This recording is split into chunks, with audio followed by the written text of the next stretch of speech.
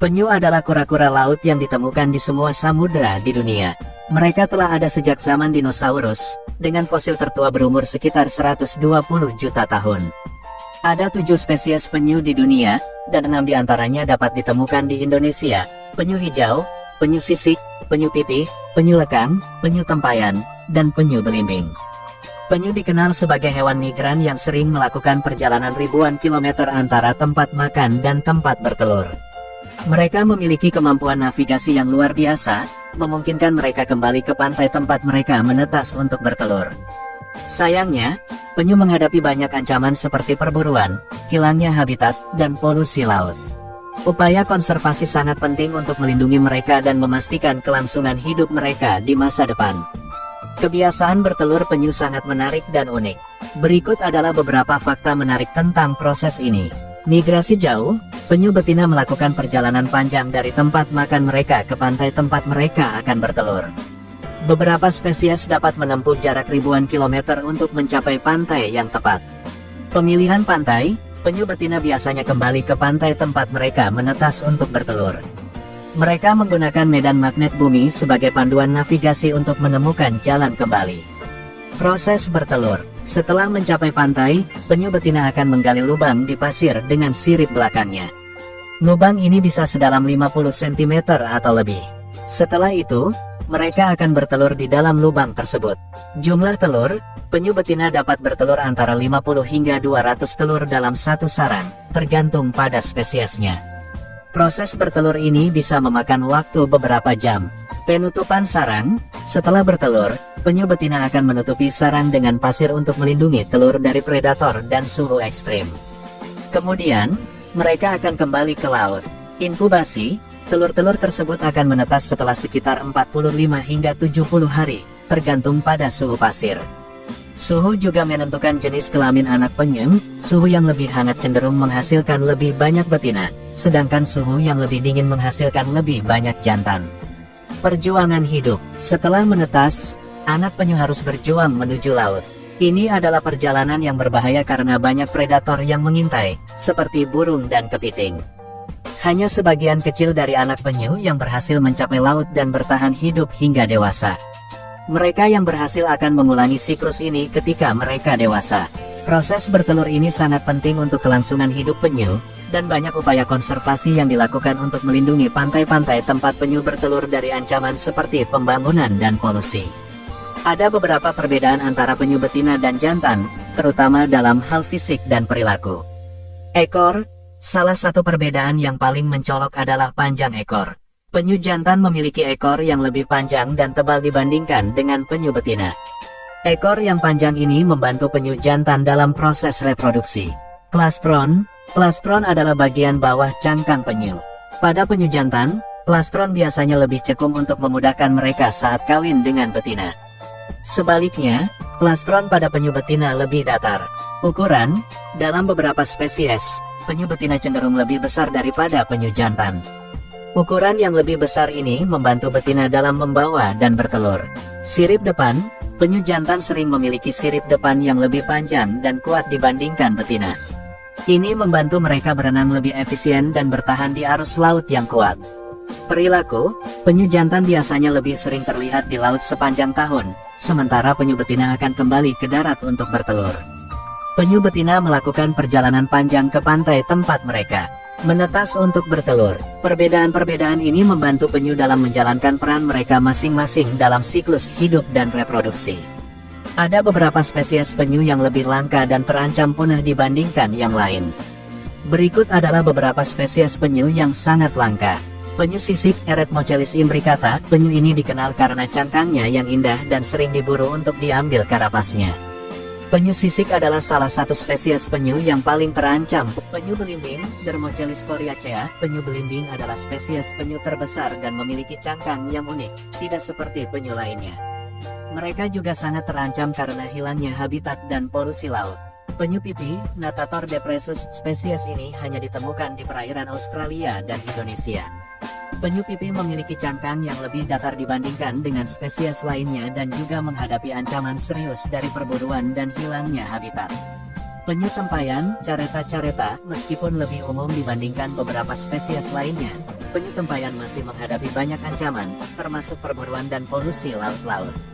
Penyu hijau, Chelonia maidas. Penyu hijau adalah salah satu spesies penyu yang paling dikenal, tetapi mereka juga terancam oleh perburuan dan hilangnya habitat-habitat. Penyu lekang, Lepidochelis olivacea. Penyu ini adalah salah satu spesies penyu terkecil dan juga terancam oleh berbagai faktor, termasuk perburuan dan polusi. Upaya konservasi sangat penting untuk melindungi spesies-spesies ini dari kepunahan. Penyu atau kura-kura laut adalah reptil laut yang mana masih berkerabat dekat dengan kura-kura darat. Semua reptil ini termasuk dalam kelompok hewan yang disebut Testudinis. Mereka memiliki cangkang yang sebagian besar terbuat dari tulang yang melindungi bagian atas dan bawah tubuh mereka. Beberapa memiliki kulit yang keras. Ini dikenal sebagai kura-kura cangkang lunak. Testudinis adalah hewan ektotermik, artinya mereka membutuhkan panas dari sumber eksternal seperti dari matahari untuk menjaga suhu tubuh mereka. Penyu sudah ada sejak akhir periode Kapur, sehingga pernah hidup bersama dengan dinosaurus. Berbeda dengan kura-kura darat atau air tawar, penyu memiliki tubuh hidrodinamis dengan sirip yang memungkinkan mereka berenang jarak jauh. Mereka memiliki sepasang tungkai depan yang berupa kaki pendayung yang memberinya ketangkasan berenang di dalam air laut. Di dunia, terdapat 7 spesies penyu yang masih hidup. Di antaranya penyu hijau, penyu sisik, penyu belimbing, dan penyu tempayan. Indonesia sendiri menjadi rumah bagi 6 dari 7 spesies tersebut, menjadikannya salah satu wilayah paling penting bagi kelangsungan hidup penyu di dunia. Penyu belimbing misalnya adalah yang terbesar. Panjang tubuhnya bisa mencapai lebih dari 2 meter dengan berat hingga 900 kg. Sementara penyu sisik dikenal karena cangkangnya yang indah, yang justru menjadi alasan utama mereka diburu.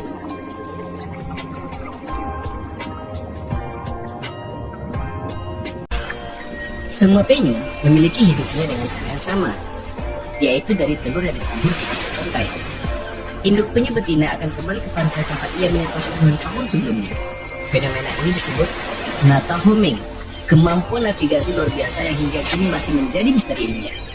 Setelah menggali lubang, penyu akan bertelur sekitar 50 hingga 150 butir, lalu menutupnya kembali dengan pasir. Tidak ada pengasuhan, semua bergantung pada alam. Sekitar 45 hingga 70 hari kemudian, tukik bayi penyu akan lepas dan secara naluriah bergerak menuju cahaya alami di cakrawala laut. Namun perjalanan ini penuh bahaya. Burung, kepiting, hingga predator laut siap memangsa. Dari ratusan telur, hanya 1 atau 2 kemungkinan yang bertahan hingga dewasa.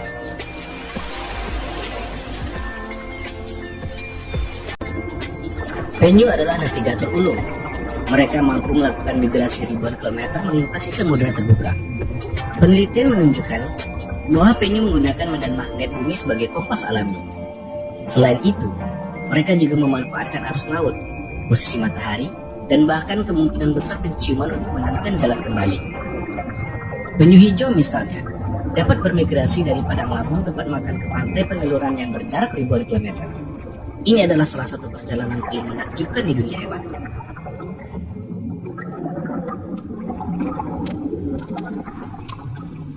Penyu bukan sekadar penghuni laut, mereka adalah penjaga keseimbangan ekosistem. Penyu hijau membantu menjaga kesehatan padang lamun dengan memakannya secara teratur, sehingga lamun dapat tumbuh kembali lebih subur. Penyu sisik memakan spons laut yang jika tidak dikontrol dapat mendominasi terumbu karang. Sementara itu, telur penyu yang tidak menetas memberikan nutrisi penting bagi ekosistem pantai. Tanpa penyu, keseimbangan ekosistem laut dapat terganggu secara signifikan.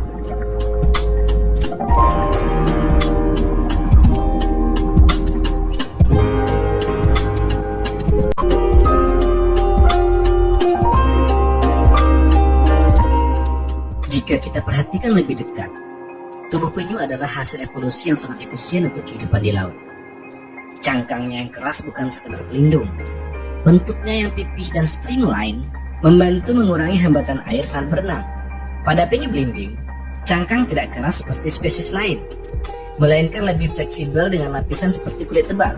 Sirip depan penyu berfungsi sebagai dayung panjang yang kuat, memungkinkan mereka melaju dengan tenaga besar di lautan terbuka.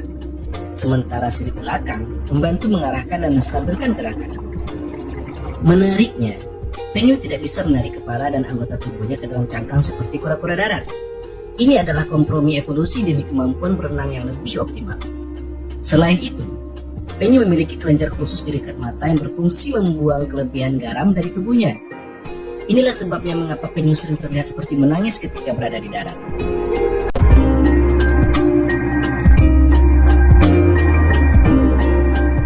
Setiap spesies penyu memiliki pola makan yang berbeda, dan ini mempengaruhi peran mereka di ekosistem laut. Penyu hijau saat dewasa lebih banyak memakan tumbuhan seperti lamun dan alga. Inilah yang membuat warna lemak tubuhnya tampak kehijauan. Penyu sisik memiliki paruh runcing yang sempurna untuk mengambil spons dari celah-celah terumbu karang. Sementara penyu belimbing adalah pemakan ubur-ubur. Mereka dapat mengonsumsi dalam jumlah besar setiap harinya, membantu mengontrol populasi ubur-ubur di laut. Namun, pola makan ini juga menjadi kelemahan. Plastik transparan sering disangka ubur-ubur, dan ketika tertelan dapat menyumbat sistem pencernaan penyu.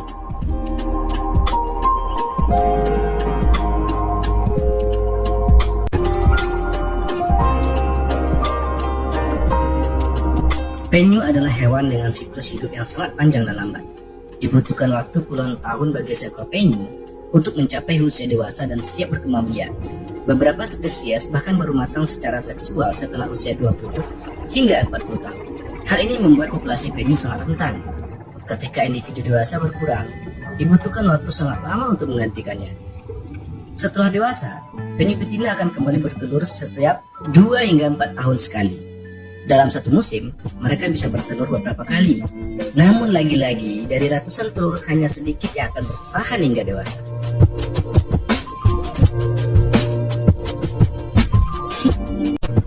Hubungan antara manusia dan penyu sudah berlangsung sejak ribuan tahun. Di beberapa budaya, penyu dianggap sebagai simbol kebijaksanaan dan umur panjang. Namun di sisi lain, mereka juga menjadi sumber makanan dan bahan kerajinan. Cangkang penyu sisik misalnya, sering digunakan untuk membuat aksesoris seperti sisir dan perhiasan. Saat ini, praktek tersebut mulai ditinggalkan seiring meningkatnya kesadaran konservasi. Banyak negara termasuk Indonesia telah melarang perdagangan produk berbahan dasar penyu. Namun tantangan masih ada, terutama di daerah yang bergantung pada sumber daya laut untuk ekonomi sehari-hari. Ilmu pengetahuan modern membantu kita memahami penyu dengan lebih baik. Melalui teknologi satelit, peneliti dapat melacak perjalanan penyu secara real time. Dari sini, kita mengetahui rute migrasi mereka, lokasi makan, hingga area yang perlu dilindungi. Selain itu, analisis DNA digunakan untuk mengidentifikasi populasi dan hubungan antar kelompok penyu di berbagai wilayah. Data-data ini sangat penting untuk merancang strategi konservasi yang efektif. Sayangnya, kehidupan penyu saat ini berada dalam bahaya besar. Perburuan ilegal untuk daging, telur, dan cangkang masih terjadi di berbagai tempat. Sampah plastik di laut menjadi ancaman serius. Banyak penyu mengira plastik sebagai ubur-ubur, makanan alami mereka. Akibatnya, sistem pencernaan mereka terganggu, bahkan menyebabkan kematian. Perubahan iklim juga berdampak besar.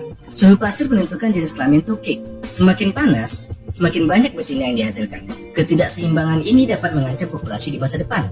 Selain itu, kenaikan permukaan laut mengancam pantai-pantai tempat penyu bertelur.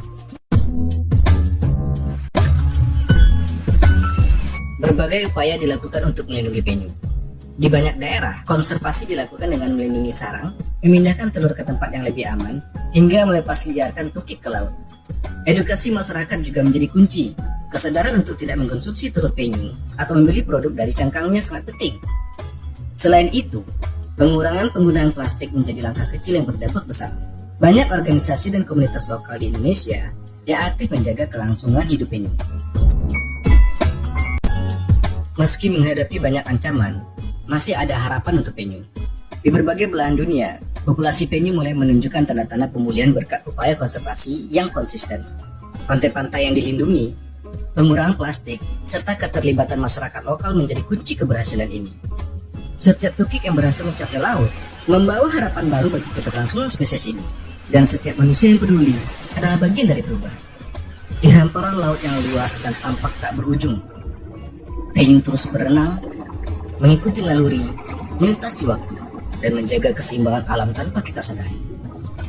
Mereka tidak meminta banyak, hanya laut yang bersih, pantai yang aman, dan kesempatan untuk melanjutkan siklus kehidupan. Namun di dunia yang terus berubah, keberadaan mereka kini bergantung pada pilihan kita. Apakah kita akan menjadi generasi yang membiarkan mereka hilang? atau generasi yang memastikan mereka tetap ada, berenang bebas di samudera seperti yang telah mereka lakukan selama jutaan tahun. Pilihan itu ada di tangan kita. Terima kasih sudah menyaksikan hingga akhir. Jika kamu ingin melihat lebih banyak cerita tentang kehidupan alam dan satwa liar, jangan lupa untuk subscribe dan aktifkan notifikasi. Karena setiap cerita yang kita bagikan bisa menjadi langkah kecil untuk menjaga bumi kita bersama. Sampai jumpa di video berikutnya. Akhir kata dari kami, wassalam, bye-bye.